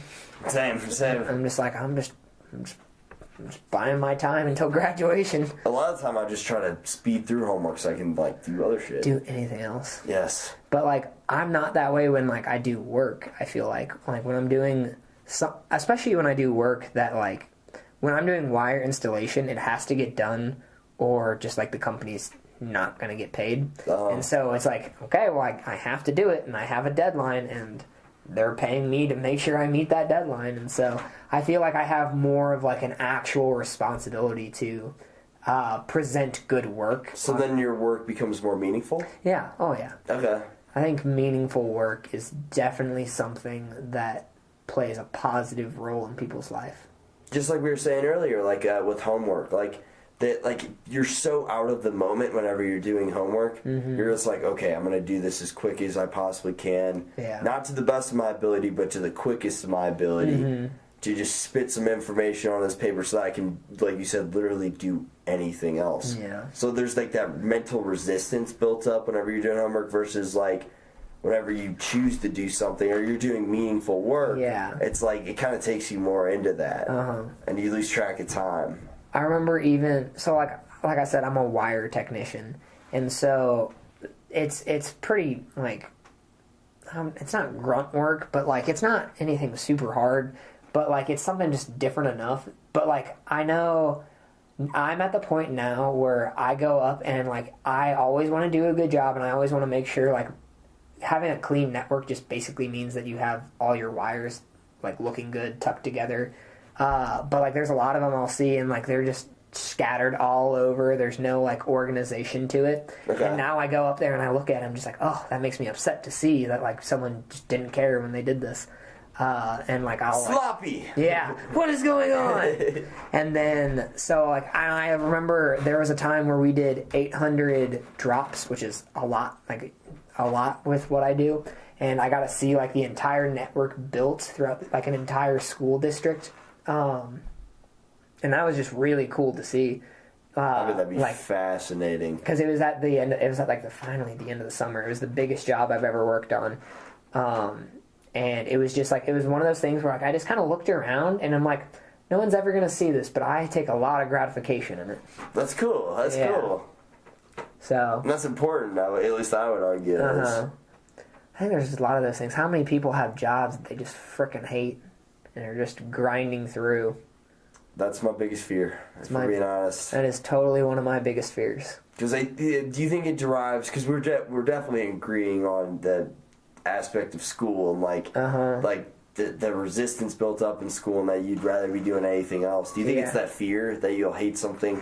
Like, I couldn't do something I hate as much as I do, as much as I hate doing schoolwork. Yeah. It's not like I, like, hate it, but, like, I want to enjoy what I do. Yeah. I think that's really important. Yeah, I have friends that, like, get much more worried about that than I do, because I think being a communication major, I'm kind of going into a little bit more of, like, a creative field where I can maybe make it what I want to be. Absolutely. But, like, I know people who have, like, who are getting accounting degrees and, like, software development degrees, and they're Kill me now. And they're like, they're gonna make good money, but, like, what if in 10 years they're just super unhappy? And I know myself well enough, and I've known myself well enough for a while to admit humbly that I would hate my life. I would fucking hate my life if I was an accountant. Definitely, as an accountant, would definitely hate my life. Oh, it sucks. Software engineer would be kind of cool. I don't think I'm smart enough to do that. People that do that are pretty smart. I have a friend. Like computer programming? Yeah. And, like, code development and stuff. That was a big reason why I got bigger on Vine, was because of my, like, probably my best friend I've made throughout 22 years of life is a computer programmer. Really? And yeah, he's the reason I'm on iTunes right now for the podcast. Like, he's always helped me with, like, the technical side, so it's super useful. And he's such a logical thinker. He's, like, such a smart guy. I have my friend Willie, who I was telling you about at the beginning of this. That's kind of like what he does, and he's just one of those people who, like, he just, like, thinks so quickly, and, like, he'll know something not because he knows it, but because, like, he knows 3 other things, and he'll put those 3 things together to, like, realize something. Wow. He's just one of the, he's so smart, and he's just one of those. I don't know how he knows so many things, to be honest, because, like, he's like me. He's an idiot. He's playing PUBG Wow. like after class. Well, yeah. It's like, when do you have time to fill this in? It's like, where are you learning all this? I know you're learning computer stuff when you go to class. Why do you know all this stuff about history? Right, yeah. It's like, he's crazy. I love those people that are just super well-rounded. Yeah. I think that's a cool... I think those are cool people. Those are people that are on our wavelength. True. Absolutely. I would give you that compliment. Honestly, I would go far enough to say that, like, this has been a very... sporadic, in my personal opinion, in, like, a good way. Mm-hmm. Like, we've been very jumpy with topics, but that would prove that I think, like, I'd say you're definitely a very well-rounded person. Thank you. I think you are too. Thank you. That's why I like having this conversation. That's why I wanted to come on. True. And then, yeah, because there's been so much shit that we've talked about. Yeah. It's not surprising. This is what I do. This is what I do on a normal day. I'm just shooting the shit with anyone who will talk with me. Yes.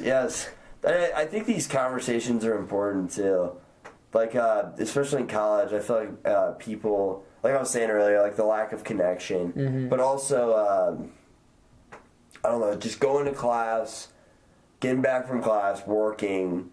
Like, I just think that you can kind of tell the people that do that, they start getting, like, kind of beat up. Yeah, I would say yes, but I think there's also just some people that, like, I don't think it does bother them. I think there's a lot of people where it doesn't. True. I know I have a friend who, like, he works 40 hours a week. He is there was a point where he was in 18, hours. I think he's finally down to doing, 15 hours in a semester. But there was a point where he was doing, 18 hours a semester, doing 40-hour weeks. He was in the fraternity, and he was involved.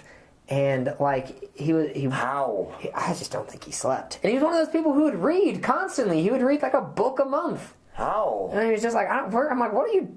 I feel like a piece of shit when I'm next to you. Yeah. But, some of those people where I'm just like, well, you just don't stop. That's absolutely insane. What I also like about this specific friend that I'm thinking of, is his dad is rich, and his dad doesn't give him, any money, and so, he's kind of rich, but, he is one of those people who's had nothing handed to him in life. So I think people like that are kind of interesting. That is interesting. Yeah. That is interesting. What would you do if you got a ton of money that you earned? You earned a ton of money, and then... do you think you'd give it away to your kids? Or how much do you, if so, how much? I think that I would do a decent amount only because my parents have done a lot to help me out. Uh-huh. So if I had a good chunk of money, my goal is to try and be able to help out as much with paying my kids' college as possible. Uh-huh. If college is still a relevant thing at that point. Fingers hoping it's not. Fingers crossed it's not. That's funny you bring that point up. I've wondered the same thing, because the internet, there's a lot that's actually saying that, I don't think higher ed may be a thing at some point. I don't know if that necessarily be by the time, our kids per se will, come around, but it's possible. That'd be 30, 40 years. I don't know, because there's a lot of stuff happening right now about, home... I imagine that the overwhelming amount of gun violence that we're having on school campuses is going to lead to an increase in home education. Maybe online. Online education. Things like both. Both of those. There's a lot of programs that are happening in Silicon Valley right now that are trying to learn how to make tutors available on internet devices. That's one of my brother's friends is actually trying to do that. He's trying to start an organization of online math tutors. Really? Yeah, virtual math tutors that would, or just teachers, so you don't necessarily have to go to a school environment. You could actually learn a good math lesson from your computer. It's weird because we're living in the shift of that right now. It's gonna be I always wonder what school would be like 20 years ago. 20 years. It's so much technologically based now. Mm-hmm. And that's got to be new for us. Yeah. Us and maybe, I don't know, a few years before us, but not much. So one of my teachers always talks about how it was so much harder to get a degree when she was in college, and then one of my friends just goes, yeah, it was probably harder, but intrinsically that does not mean that it's not still hard to get a degree now. Yeah, true. It's still hard now, even with the internet. I think it's just, we are able to access information quicker, but that doesn't mean that we write any better. Yeah. Or that, it doesn't mean our cognitive, ability has become any better or worse. We just are able to access, that information quicker. And also, it's just, when you find something on the internet, do you, find it and be like, oh, this is true? Because, like, I used to be that way, but now I feel like in the past, like, 2 years, I'm like, oh, I found this on the internet. Let me, like, look it up and see if I can find it in, like, 3 different places. That's important. Yeah. That is important. It depends on the topic. Mm-hmm. I mean, if I'm on ESPN and I see something about like soccer, I'm like, that's probably true. Yeah, right. Like, where's the motive? Where's the incentive to lie then? Unless you're in North Korea and they won the World Cup by 7-0 or something. But, no, Is that a thing? Yeah. Really? They like said they won the last World Cup. I think they said they beat us, actually, in the championship. In North Korea, you said? Yep. That's kind of funny. Yeah. They made, like, a fake, like, TV show or something like that. They created a fake game, something along those lines.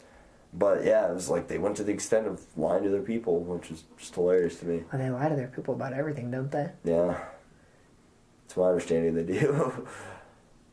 But, sorry, I went off the rails there. No, you're good.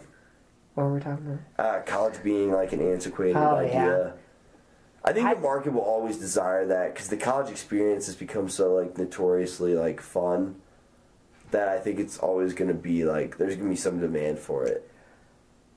But then again, I can see it. I don't know. I think it's going to change, to be honest. See, I don't know what the fuck the world's going to be like. Yeah. I'm not willing to consider that it won't be like obsolete either because like there's a possibility of that. Just like how in the past, how out of date will college be? I'm not gonna lie. I think it's coming quick. I think it's gonna come quicker. I think it's gonna be. I bet that there is no college. Maybe by our grandkids' age. Really? So maybe 50, 60, 70 years? Yeah. Maybe it still exists. Maybe Harvard is still around if you're going to get the elite education. Maybe you should be amongst the elites in one spot. I get that idea, why you should cultivate knowledge in one spot. And I think that's a good thing. But I think it's going to become economically, it's going to make more sense for people to move in the direction of online education and it being more widely accepted. Wow, yeah, that's a good point. I don't know either. I do think there's a scare for textbook companies that they're becoming obsolete now. And I have always made the argument that teachers are obsolete too. And like showing up to class is just a waste of time a lot of the time. I think it depends on the teacher. Absolutely. Exactly. Like you can. I think if you have a good teacher that's just going to come in and I think the Missouri State's communication department does something that I do like out of all the things that they do right in college. They always say that they're not going to teach you. They're not going to teach you what to learn. They're going to teach you how to learn. They're not going to teach you what to learn. They're going to teach you how to learn, which I always thought was interesting because I feel like they kind of give you ways to be insightful about information that you wouldn't normally be. Does that make sense? So sort of kind of teaching you how to think, yeah, in like a new way. Okay, yeah, and kind of the same way like that book I was telling you about, like how to think without thinking. I think it's been a lot of that, like underlying stuff. I've had teachers that. I have one teacher, my rhetoric teacher. She goes off the rails like in all of her conversations, but like I feel like I'm getting more from her than like when I have my intercultural communication class, with the exception of kind of like these short projects that like students are teaching us. I felt like I've been receiving the most just like surface level information ever, and it was so boring. And, I have such a tough time going in. And it's like whenever it's not mentally stimulating it's like information. The teacher's not that like great, and I just get bored. I really do, and so I have a tough time going to that class. But like I remember that small group class I was telling you about. I could have gone to it every day and not cared at all. And what was interesting was that. So you get in like small groups? Well, so the project.